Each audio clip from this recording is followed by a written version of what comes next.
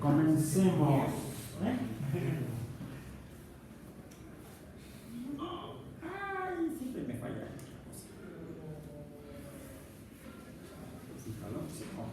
Bien, ciencia y filosofía de la ciencia. O cómo sabemos que sabemos lo que sabemos. ¿Qué es la ciencia? Una definición, la que quieran. Pueden acudir a la que les compartí, que me gusta mucho por breve y concisa. Pues ahí digan otra. ¿Sí? Por favor, breves. No rollos. Dicen que al buen entendedor, pocas palabras. Es una disciplina que lleva al conocimiento. Una disciplina. Una forma de pensar. Una forma de pensar. Me gusta más esa, porque una disciplina la acota demasiado. ¿Sí? También es un campo de O quizá una indisciplina. También es un campo de conocimiento. Un campo de conocimiento. Sí. A ver, una forma de pensar, ¿para qué? Para llegar al conocimiento, para generar conocimiento. Pues entonces sería parte del conocimiento. ¿Qué es la ciencia? ¿Un verbo o un sustantivo? ¿Un sustantivo? Entonces no puede ser verbo.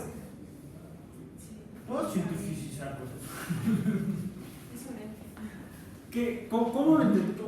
Si necesitáramos dar una única definición, ¿cuál creen que sería la más adecuada?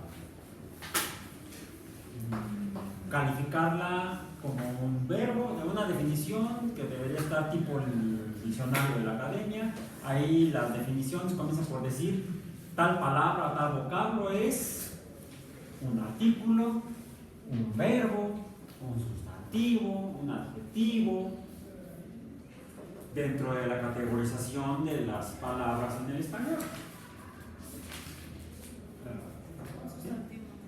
Un sustantivo, lo que te gusta que sea un sustantivo, pues entonces ya no sería una forma de pensar. Pensar es una acción. La consecuencia sería un sustantivo. O sea, una acción sería un verbo. La consecuencia sería un sustantivo. Pensar genera pensamientos. El verbo es pensar, el sustantivo es pensamiento. ¿Ciencia qué es?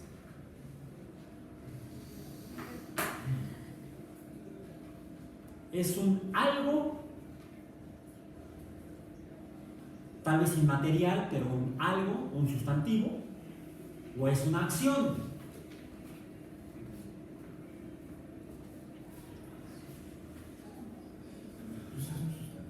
Si es una acción, entonces no se hace. Ya bueno, al revés, si es un sustantivo, entonces no se hace. Si es una acción, entonces se hace. Si es un verbo, se hace. Es como la docencia. La docencia es curioso.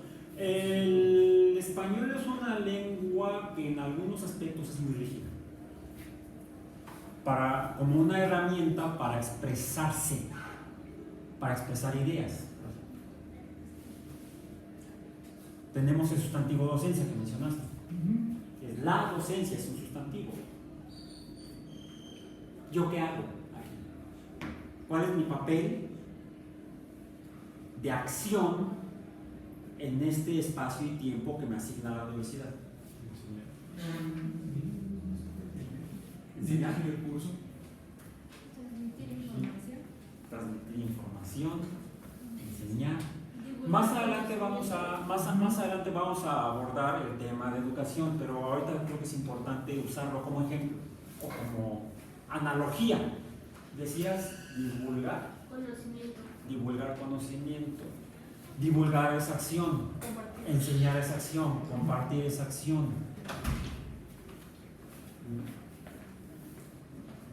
¿Qué nombre le ponemos? Material de Ilerón. Es que es como la filosofía, ¿no? Por ejemplo, mi querido decía que la filosofía, no puede decir que la filosofía era una ciencia, porque era como decir que el círculo era redondo. Ya que mencionaste, comencemos con filosofía, que está aquí en el. Ya estamos entrando a materia, filosofía. ¿Qué es la filosofía? ¿Eh? En el sentido más estricto de la palabra, amor por el conocimiento. Amor por el conocimiento Amor al conocimiento. o amar el conocimiento. O sea, es sustantivo o verbo. Si es amor por el conocimiento, no vayamos a la etimología, porque entonces nos restringe a filos, sería amor, y sof sería conocimiento. Es amor. Amor. Pero ¿qué hacían los filósofos? Filosofar. Ah, esto es un sustantivo. No, te estás contradiciendo. No, Porque lo que hacían los filósofos era filosofar. Y eso la filosofía entonces es un verbo. Okay. Filosofar es un verbo, es una acción. ¿Sí? La consecuencia de la acción, ¿qué era? Le ponían este nombre, pero el objetivo era conseguir esto. Una forma de acercarse al conocimiento.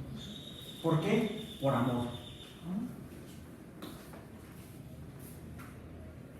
El objetivo, los filósofos lo eran para conocer, para tener el conocimiento. Es curioso que hay un verbo, conocer, genera estos dos.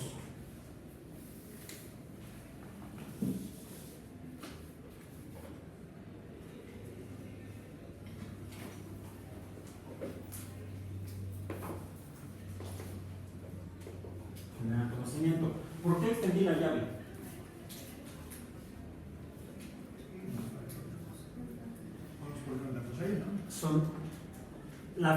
Filosofar es una forma de llegar al conocimiento. Conocer sería más genérico.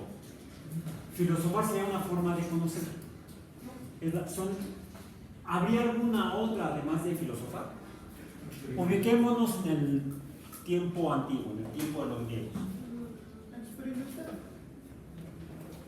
Es algo que no hicieron en conjunto. Algunos sí lo hicieron. Pensar. Arquímedes lo hizo. Cuestiona. Es que ¿hay alguna forma de conocer que no está pensando? Pero piensas, lo abstraes, ¿no? Ajá. Pues yo Ah. mucha gente que no. Por eso la primera lectura. No, eso no conocen, eso van a lo bruto. ¿Sí? Esos viven de alguna manera y sobreviven de alguna manera. Por eso fue la primera lectura. La primera lectura, ¿de qué trató? Suena como a. Estamos en misa. Primera lectura. Lectura del libro del Génesis. ¿Alguno de ustedes ha sido católico? ¿Todavía lo es? ¿Practican? Yo también lo fui. Todos tuvimos algún pecado. El original, según los cristianos. Que el original no tenía nada. Fui católico por imposición. Sí, bueno, desde chiquito nadie me preguntó. Pues creo que todos, ¿no? En la antigüedad les preguntaban. En los primeros tiempos del cristianismo les preguntaban: ¿quieres ser cristiano? Y ni siquiera te obligaban. No, pues antes te comían los. Después, no, es más, eras cristiano, tu vida corría peligro. Y puede ser al almuerzo por ahí de algunos carnívoros. Pero nada más para cerrar ahorita me acordé con un flashback. ¿Sí? Todos tenemos pecados. La primera lectura siempre, ¿de qué parte del libro sagrado es? Génesis. No. ¿La qué cosa? ¿De qué parte o segmento del libro sagrado de los cristianos es la primera lectura? El Antiguo Antiguo Testamento. Ah, ok. Sí, siempre. O sea, si fueron católicos o son y no se han dado cuenta, hay deficiencias en su educación No han pensado. religiosa. No han pensado, efectivamente. Es curioso, pero yo recuerdo Cuando tenía yo 7 años, iba yo a cumplir 8, entré a primero de primaria, 7 años tenía primero de primaria, a una escuela católica y estaba prohibido por la ley, pero llevamos clases de religión. Y me acuerdo que tuve una discusión muy fuerte con la maestra de religión. Niño de 7 años como maestra de religión. Que decía, ustedes no deben leer la Biblia. Que levantó la mano, yo ya la leí. No puedes leerla. ¿Qué quiere que haga? ¿Que la deslea? Y es más, ya vi la película de John Ford. Mi papá me llevó a ver la película de John Ford. Biblia. Estaba buena, divertida.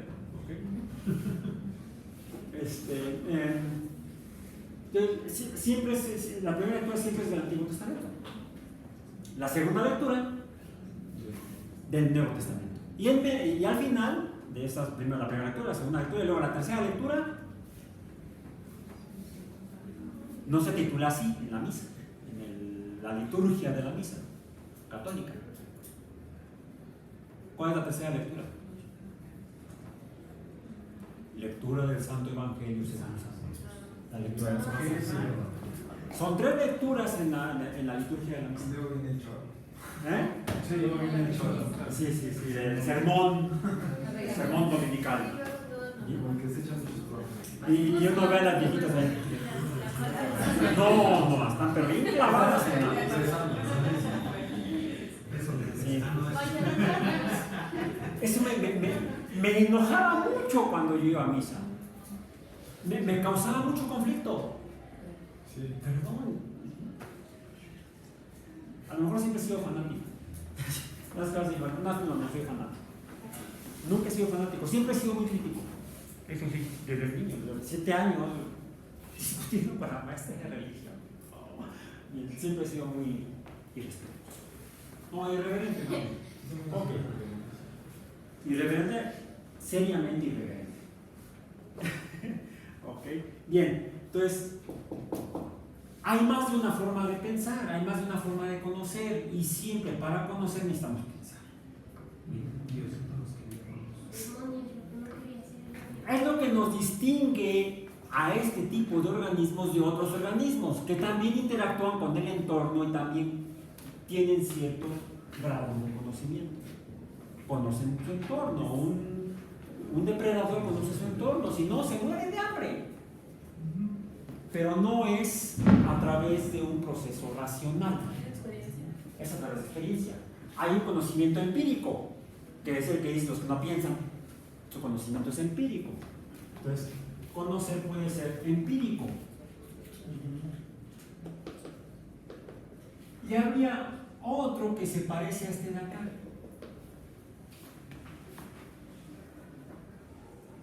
La magia, el pensamiento mágico. Que de este se deriva cuando se sistematiza, se regulariza, se establecen reglas. De este se deriva la religión, o las religiones, el pensamiento religioso. Es una evolución del pensamiento ¿Y la lógica mágico. ¿No? ¿Dónde entraría la lógica? Aquí. Dentro de la filosofía. Hay un momento histórico en la evolución de las sociedades humanas que solamente sucede hasta donde sabemos, porque tenemos los documentos, sucedió en un lugar, en la cuenca del Mediterráneo, en el oriente del Mediterráneo. ¿Sí? Que curiosamente no fue solamente en lo que ahora conocemos como Grecia. De hecho, Grecia, pues la cultura griega quizás ni siquiera empezó en Grecia. Empezó más bien en las islas cerca de Turquía, de lo que es Turquía,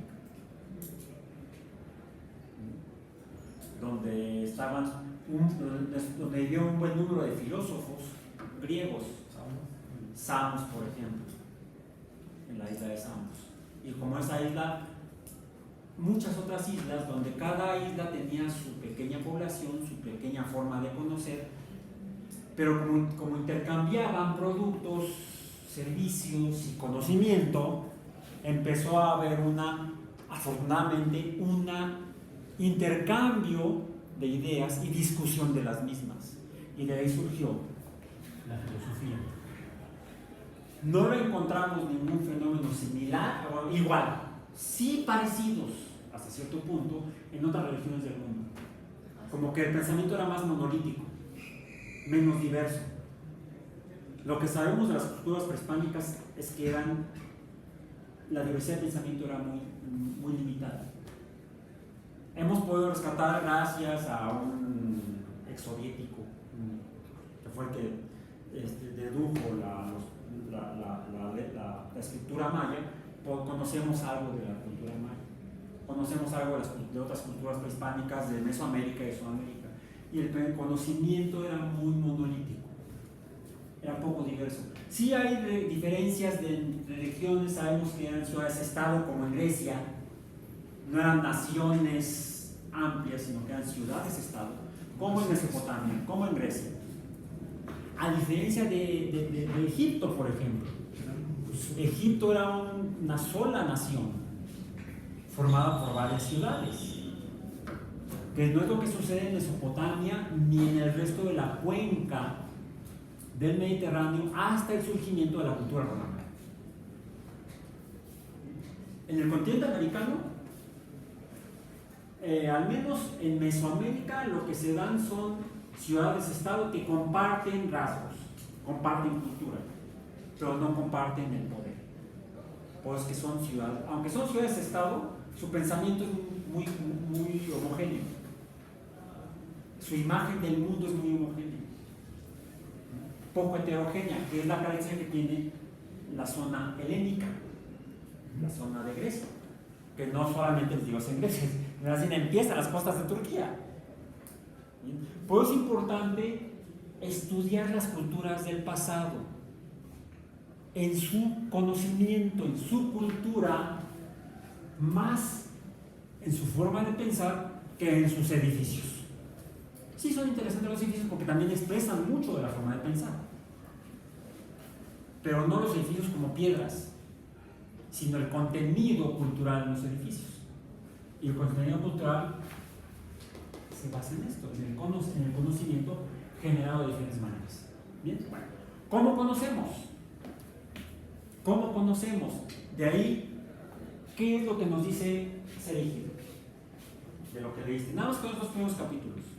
Pues empieza a partir del mito, ¿no? El conocimiento parte del pensamiento mágico, históricamente en la Y es humanidad. por eso que no se debe degradar los mitos ni la magia. No, tienen un valor importante, pero deben de conocerse como eso, como mitos. De hecho, la palabra evoluciona, el significado de la palabra evoluciona y ahora es mentira, falacia, falsedad. Sí, muchas veces dicen es mito o es verdad, ¿no? Por eso, ya asumimos que el significado de la palabra mito es mentira, pero en la antigüedad no era mentira, era conocimiento que se asumía como verídico, tenía elementos de veracidad. ¿En qué se basaban esos elementos para poder afirmar que tenían elementos de veracidad? ¿Qué más nos dice elegido? ¿Ya para la ciencia? Para la ciencia son los axiomas, ¿no? Bueno, de hecho, hay una semejanza entre el pensamiento mágico explica con base en afirmaciones que asumen como verdades, como verídicos, no mentiras. La ciencia surge de la evolución de este pensamiento. Les digo que de este surge el que llamamos religión. Hasta dar significado a la religión, ¿te acuerdas? Pásame el libro para que lo busque porque ella ya lo leyó. Buscar, ¿no? Buscar, sí. No, búscalo y si no, yo lo escribo aquí. Religión.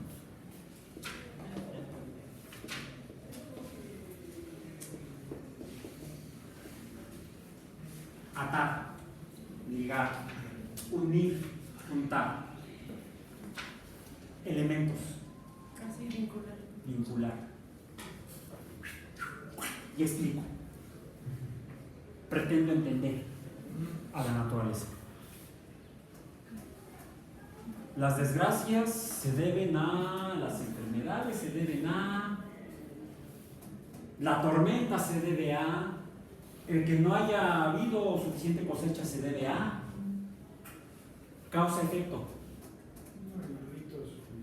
Bueno, de encontrar inconsistencias en la relación entre conceptos, entre elementos más bien, para el concepto, una interpretación mágica es el Dios o los dioses o las diosas están enojados, están molestos, hay molestia.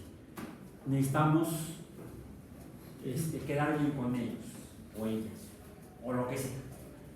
Y de aquí surgen, dijiste, ritos, los rituales. De hecho, también lo mencionas elegido. ¿Sí?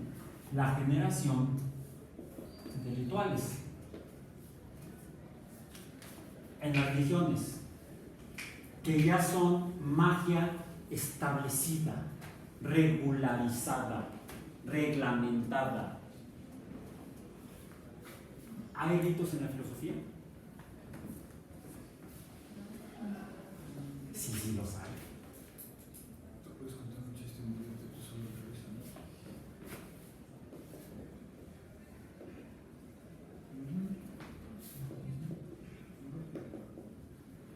Como los sofistas. Los rituales organizan el conocimiento. No significa necesariamente que tengas que realizar acciones específicas, como arrodillarte y mirar al cielo o bajar la cabeza. No, esas son acciones que acompañan al ritual, que es la forma de conocer. El ritual es la forma de conocer. En la lógica hay reglas para poder llegar a la generación del conocimiento. No se genera nada más así a la ventona al azar como a cada quien se le antoje. Hay una regulación. Y de esta surge una forma de conocer a la que ahora llamamos ciencia o pensamiento científico para generar conocimiento. Es un proceso de evolución. Y de hecho, la ciencia requiere de esta estructura básica, la cual requiere de esto. Comenzando por en el caso de la ciencia. La religión es un dogma. La religión genera un dogma.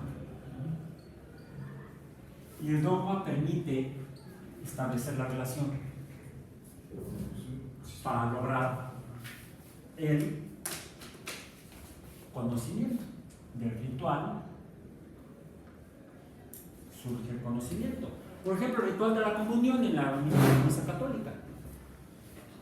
A través de la comunión, ¿por qué se llama comunión? Que es una unión común.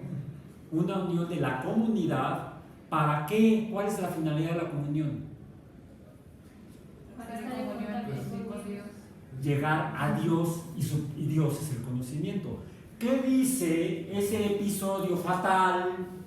¿Cuál es el pecado original? A ver, El conocimiento. el conocimiento. El querer llegar al conocimiento, llegar a... ¿Cómo lo dice? Y serán como dioses. Diosito nos quería con todos. Sí. No comas porque entonces vas a saber. Y serás como yo. Y tienes prohibido saber. Tienes prohibido Y saber. también es el hecho de que estás ¿cómo se llama? Practicando o pensando dos veces la acción que se te prohíbe. No lo toques, ahí vas a agarrar. Es biológico. Sí, pues así somos los humanos. El ensayo del error empírico. O sea, esto es biológico. Por eso nos dicen que Dios quería que hiciéramos eso. ¿Qué? Que comiéramos el fruto del árbol. Que no comiéramos de ese porque entonces... No, sí No, quería. quería que lo hiciéramos. Y después castigarnos. Es un tal por cual. Ya. Mira, por eso es Dios. El Dios de los cristianos, de los judeocristianos. Sí, por eso es Dios. No tiene madre. Él sí debería ser el yo. No tiene madre. El Dios original judeocristiano no tiene madre. Mero, ya está. El mero. Ya después se inventa una. Entonces, la madre de Dios, la Virgen María. Es un rogada, ¿Sí? Es una, como le hicieron el gobierno de Peña, ¿no? Calderón, el Seguro Social, podría ser rogado. Y quizá también por eso los rituales de incendiar cosas. Entonces, esto es biológico.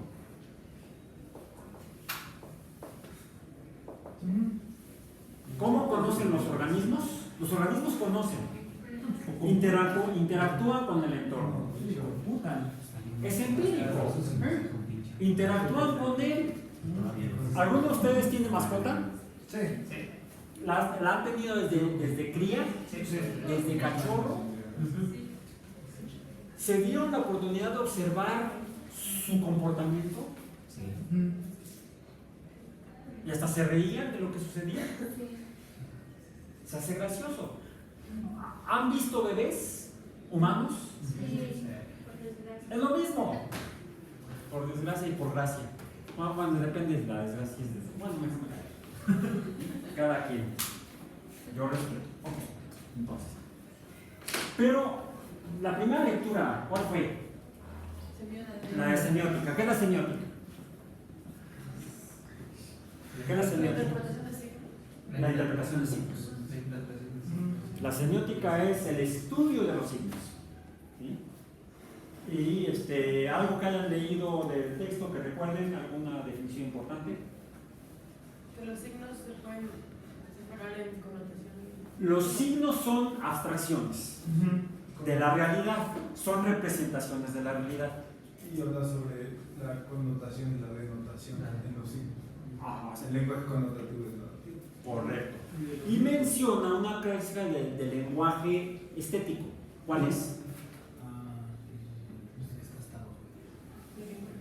El lenguaje estético. El texto que leyeron es de un curso de semiótica en una escuela de arte. No es una escuela de ciencias. Es un curso de semiótica para artistas. El texto De hecho, para cineastas. no se limita al autor, pero se limita él mismo.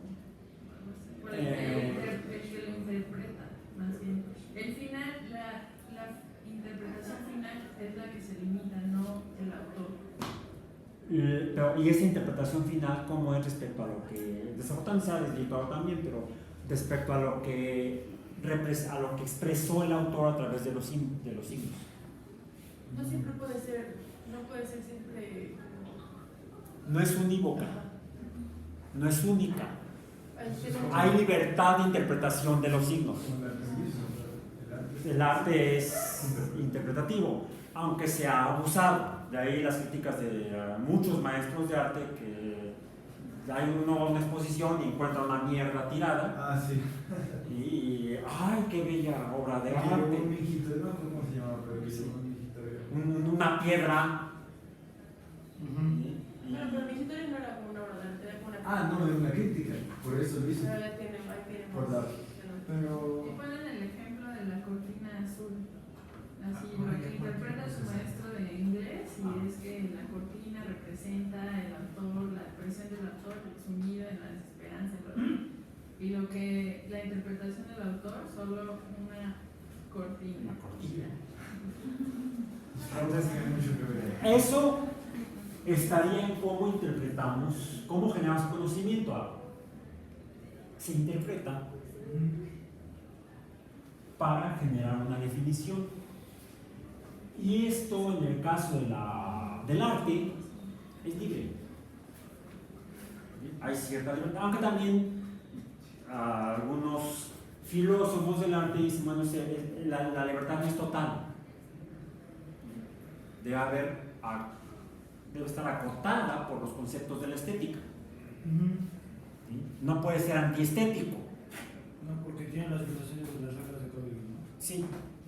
Un conflicto que actualmente tiene el arte en general, no solamente las artes plásticas como la pintura y la escultura, sino incluso las artes escénicas, no se diga la música y el canto, ya cualquier cosa dicen que es música y cualquier cosa dicen que es canto. Hay un vecino ahí donde vivo que dice que canta. Padrísimo. Una vez escuché a un alumno de filosofía que que lo bello era lo que te hacía sentir. Entonces pues ahí entra como pues, lo abstracto, ¿no? ¿Qué le hace sentir a la Es que es biológico. Quiere decir que tiene alguna patología Sí, pero en su sistema sensorial. entra lo que es bello, ¿no? Es lo que dice el otro artículo que dijo, ¿no? Como cómo convencer a alguien. Y hasta el último dice que pues, también hay que respetar, ¿no? O sea, hay que dar tu punto de vista, pero sin ofender a la otra persona. Vamos a ver más adelante que eso también está acotado. Eso también está acotado y creo que, ahí sí creo,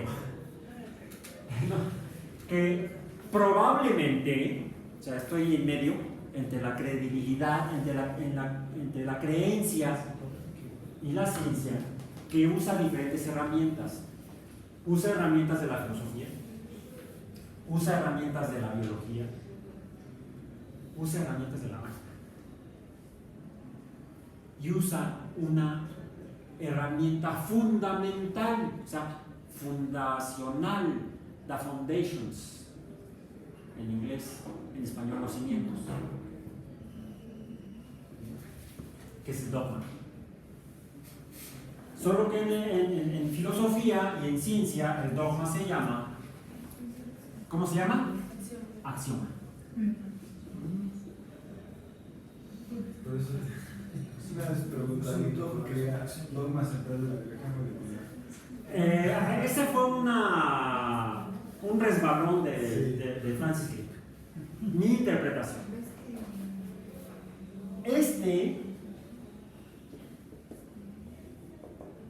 Va acá y contribuye. No contribuye, es indispensable para la ciencia. La ciencia parte de dogmas, pero les llamamos axiomas porque hay una pequeña diferencia. Se puede cambiar. El dogma científico, el axioma puede cambiar. Cuando hay suficiente evidencia, a veces empírica, que echa por tierra a este dogma.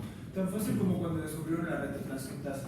Por eso, ese fue el argumento de por qué fue una desbarrada de Francis Crick. ¿Sí? Cuando Francis Crick descubridor de la estructura de doble hélice del ADN, junto con el grupo de Wilkins, el grupo eran dos, de Rosalind Franklin, Gosman se apellidaba su colaborador, y James Watson, ¿sí? Eso es en 1953. Entre 1953 y 1962 se va descubriendo cómo funciona el ADN, esa doble hélice. Se descubre el código genético, que es lo que explica cómo de la información hereditaria que está en el ADN se producen las proteínas. Se conoce el mecanismo biológico molecular. Francis Crick plantea un axioma, él le llama dogma, porque vende más. El dogma central de la biología molecular. Y cuando yo entré a estudiar biología hace 40 años a la UAM, estudié el dogma central de la biología molecular y me la creí. Como ejemplo de dogma científico. ¿Cómo funciona la biología en cuanto a los dos paradigmas secundarios, bueno, los últimos dos paradigmas de las fundaciones de la biología, la herencia y la evolución, cómo funciona? Se fundamentan en la estructura hereditaria del DNA o ADN, que a partir de este se forma otro ácido nucleico que es el RNA. Ni siquiera los RNA, porque hay más de uno. Bueno, me refiero a los que operan en este mecanismo. Son básicamente tres: el ARN de transferencia, el mensajero y el ribosoma, que son los que yo estudié cuando entré a la licenciatura.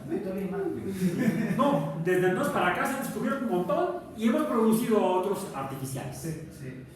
Y los hemos completado casi todos. Y este mecanismo de ARN junto con el ribosoma produce proteínas. Y así funciona la vida, dijo Francis Crick. Así, hemos descubierto el secreto de la vida. Ya valió. el dogma. Y afortunadamente, alguien se topó con una arqueobacteria hipertérmica ¿Y cómo ves que sí? en la que encontraron una enzima No, la de. que hace esto, Regresa. la transcriptasa reversa. No, la de VIH. Se Son un montón, son un montón. de hecho, se ha encontrado en más de un lugar ya. O sea, ya no fue solamente una excepción. Es parte de la biología en la Tierra. Adiós el dogma de Crick, que al que llamó el dogma central de la biología molecular. De hecho, él fue el que inventó el término de biología molecular. En alguna ocasión, después del descubrimiento, y cuando creo que les presenta a raíz del nombramiento, les asignaron el Nobel en Medicina y Fisiología, le preguntaron: ¿y usted qué es, doctor? Yo soy biólogo molecular. Fue el primer humano que se afirmó así, como profesional: soy biólogo molecular. Cuando él era físico. Sí, el único biólogo de la bola que estaban trabajando en el Cavendish era James Watson, ornitólogo. Ah, sí, le gustaban las aves. No, estudió en la Universidad de Chicago y su mayor lo hizo en ornitología. Era fan. No era porque fuera como yo, observador de aves, aficionado a las aves. No, él estudió ornitología, yo no. ¿Sí? Él sí era ornitólogo y en los textos que él ha escrito, los primeros, creo que lo menciona en la doble hélice, que él se veía al principio, recién egresado a la universidad, se veía como curador en algún museo. Así se vislumbraba él en el futuro. Pues no, para nada. Ya no se dedicó para nada a la ornitología, ni siquiera a la biología general. Terminó como biofísico molecular. ¿Bien? Ok, entonces, esto echa por tierra el dogma de Crick y modifica el axioma o el dogma. Ahora el dogma es mucho más complejo que esto. Así funcionan los seres vivos en la Tierra. ¿Sí? Es como los tres paradigmas. Son dogmas axiomáticos. ¿Cuáles son los tres que revisamos? Todos los seres vivos están formados por células, hasta que alguien encuentre algo diferente que funcione, que tenga metabolismo, porque los virus no tienen metabolismo propio.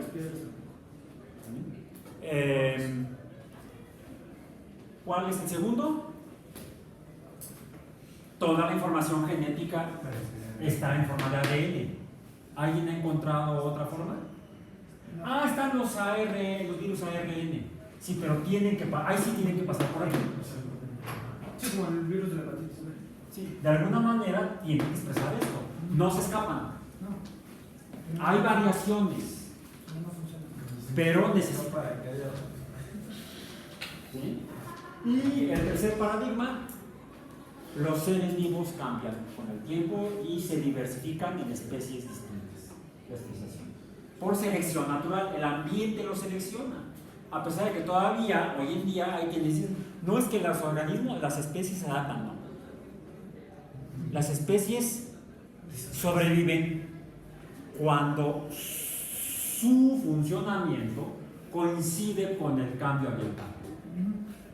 Muere siendo un héroe.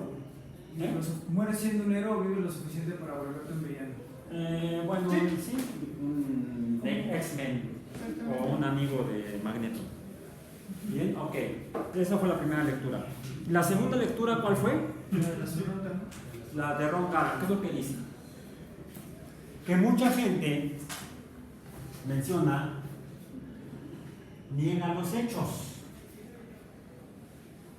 y genera, o se genera, ¿sí?, un conocimiento alterno, no relacionado con la realidad. Así cierra el segundo capítulo. Así cierra el segundo capítulo. O sea, no relacionado con la realidad. Eso es lo que mantiene a la religión y a la magia separados de la filosofía misma, aunque hay una filosofía, una forma de filosofía que usa la religión. ¿Cómo se llama? Teología. ¿Sí? Entonces se estudia en las universidades. No, está bien estudiarlo, como está bien estudiar magia. sino cómo podemos identificarla. Es ahí un poco la pista para su evaluación segunda. En la segunda opción. ¿Ok? A ver, pasen. Ahí está. Bien. Entonces, ¿cómo hacemos la relación a través de los rituales? ¿Cuáles son los rituales que usamos según mencionan Garan? Está muy ligado. Es muy similar el texto de Garan al texto de Shermer. ¿Qué es lo que dice? ¿Cómo concluye Ron Garan su texto? Es muy difícil cambiar la opinión Sí. de alguien de que haya. Antes de eso, ¿qué es lo que él dice?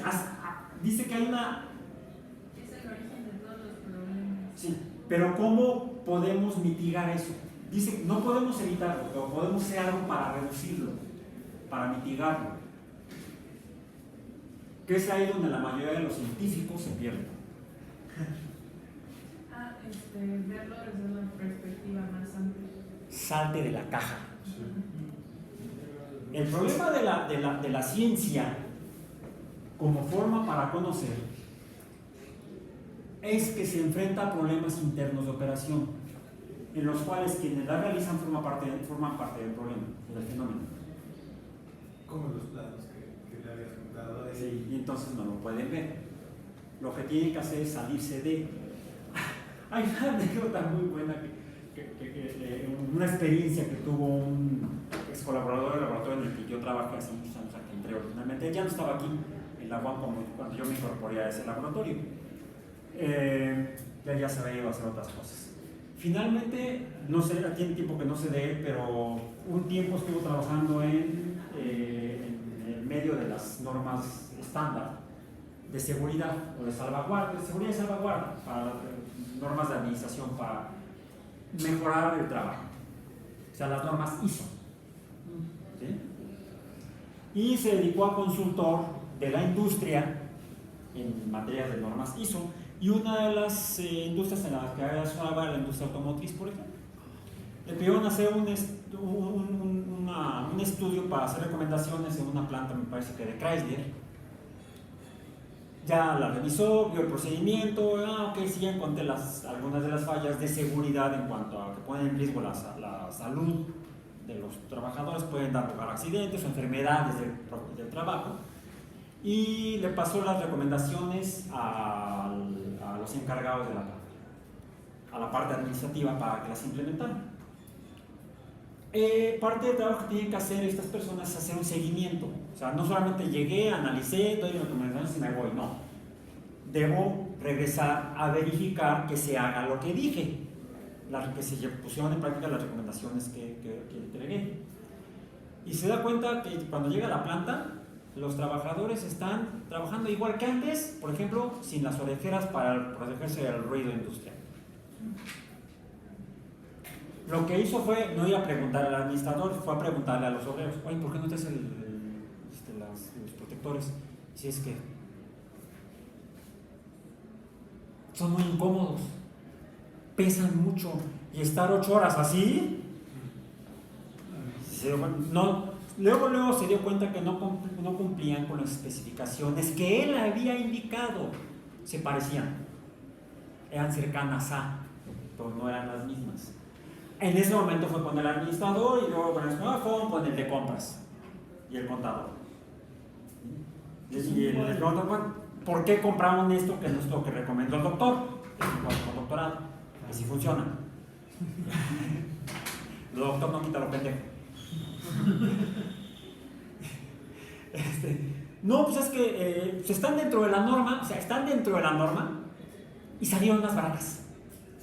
O sea, aplicaba un criterio economicista sobre un criterio de salud. Muy común en todo el mundo. Y esta era una empresa en México, pero transnacional. Ojo. ¿Sí? Que le reporta a Detroit. Dice, no, pero es lo mismo, decía él. Estaba aferrada a la realidad, a su realidad el que la compró. Agarró al chango, se lo llevó a la planta, le plantó las orejeras y lo dejó, de aquí no se me mueve. 1 hora, 2 horas, 3 horas, doctor, vamos a comprar las que recomendó.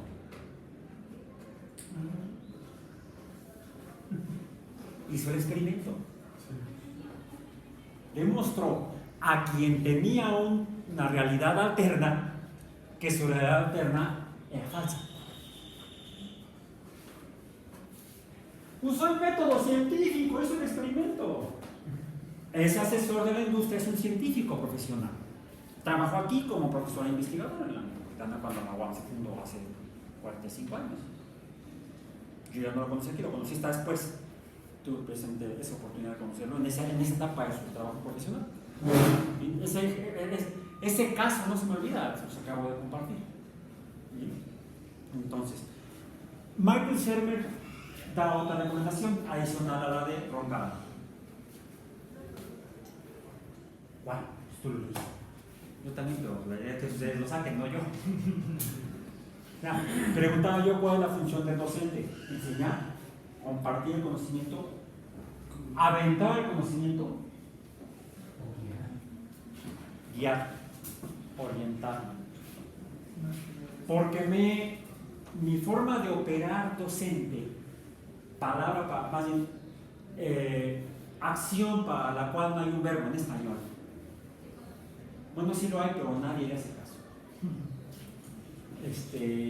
No es solamente enseñar, porque se basa en un principio biológico descubierto por un biólogo, Jean Piaget.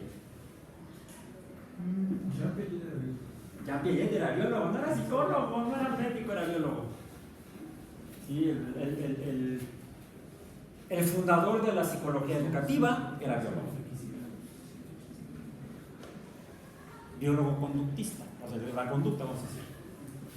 Y él lo que descubre, estudia el comportamiento de niños, y lo que encuentra es que los niños aprenden a través de la experiencia, aprenden haciendo, y en eso se basan los modelos piagetianos o los modelos activos. Ya había un trabajo previo realizado por María Montessori, por ejemplo, en Italia. Piaget francés, Montessori italiana. Esto se da en Europa. ¿Cómo se llama el doctor? ¿Freire? Sí. Pablo Freire. Brasileño. Hay una playa de psicólogos y docentes, porque María Montessori era educadora, que se preguntan sobre esto, pero no solamente hacen filosofía, hacen ciencia, aplican el pensar críticamente. Para mí la ciencia se acerca más a un verbo que a un sustantivo. Llamamos ciencia a los productos de la actividad científica, al conocimiento generado, a las leyes, a los paradigmas. A eso le llamamos ciencia. Libros de ciencia, libros sobre ciencia, libros de física, química, biología, astronomía, biología molecular. No, esos son los productos, pero cambian con el tiempo. Lo que no cambia en esencia, no ha cambiado desde que los seres vivos empezaron a conocer empíricamente, y sobre todo los que por evolución son seleccionados por el ambiente y empiezan a darse cuenta de lo que hacen, eso se llama conciencia, que deben haber sido varios homínidos, de los cuales al día de hoy solamente sobrevivió una especie. Y quién sabe si sobrevivirá más, mucho más, el Homo sapiens. Pero como ya lo hemos mencionado, al menos 2 o 3 especies contemporáneas y previas al Homo sapiens tuvieron esa conciencia, y ahora tenemos evidencia que sugiere que otras especies pueden tener también ese comportamiento biológico al que llamaríamos conciencia. Son capaces de darse cuenta de ellos que ellos son, que se reconocen y se distinguen de sus congéneres, como, si no todos, sí algunos cetáceos. Al menos algunas especies de delfines, y no todas, muestran conductas, comportamientos que sugieren que pueden tener el concepto de conciencia en su forma de ser. Un problema es que no tienen una anatomía que les permita hacer. Ahora Hacer, manipular, bueno, generar tecnología, pero sí parece que modifican de alguna manera temporalmente su ambiente. ¿Sí? Ajá. que de ahí, o sea, también la pauta a hablar de, o sea, cómo lo interpretamos como seres humanos, ¿no? Desde un punto de vista antropologista, el hecho de... El problema es que no tenemos otros colegas distintos a quienes preguntarles. Sí. Necesitaríamos entrar en contacto e intercambio, así como lo hicieron las comunidades helénicas en la antigua Grecia, entre islas, de compartir experiencias e interpretaciones de la realidad. Por eso pudieron generar la filosofía y la ciencia antigua, llamémoslo, al contrastar sus formas de ser y de interpretar. Como no tenemos otras islas con las cuales, con sus pobladores, con quienes intercambiar estas ideas, no es fácil pensar desde afuera, verse desde afuera. La recomendación de Garan sigue siendo válida.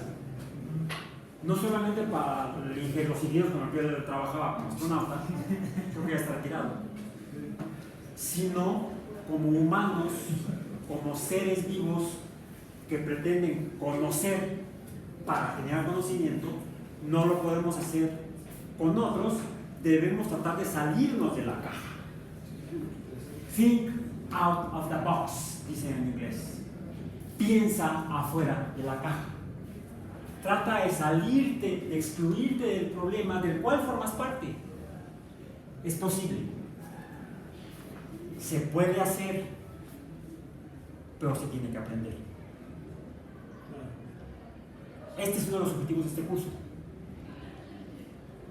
Poder llegar al espejo, ver a quien está en el espejo, saber quién es el que está en el espejo, pero verlo como si fuera una persona distinta. Reconocerse, pero al mismo tiempo, suena antagónico, verse como alguien ajeno. Ser medio, ¿cómo se dice? Como cuando se me fue la palabra, el diagnóstico, cuando tiene varios esquizofrenia. Ser medio esquizofrénico. Despersonalizarse. Se puede hacer, no es fácil, y por eso hay que practicarlo. Como científicos, ustedes deben ser sus peores críticos, sus mejores críticos, sus críticos más acres, más enérgicos. No creerse ustedes mismos. Y vamos a ver si pueden jalar el video. Sí, rápidamente. Vamos a ver. Démonos 2 minutos a ver si pueden jalarlo. Y córranlo, adelántelo hasta el minuto 4. Porque es un buen ejemplo de cómo se puede hacer. O al menos cómo creemos que se hace la ciencia. Es una buena experiencia análoga a la que hace la doctora Fierro. ¿Minuto 4? Minuto 4. ¿A partir del minuto 4? Ya salió ese Ya salió ese. Sí, luego lo vamos a ver para que vean que lo doctor no quita lo pendejo. Digo, respetuosamente hablando. Sí. Doctor es un cargo, los demás somos humanos. Sí, yo también he hecho pendejadas. No una ni dos. Gracias a que trato de ser crítico de mí mismo, puedo darme cuenta. A veces yo no me doy cuenta, alguien más me lo dice, desde afuera. Y sí, muchas veces digo, no, el pendejo dice, no, creo que no. Creo que tiene razón. Sí.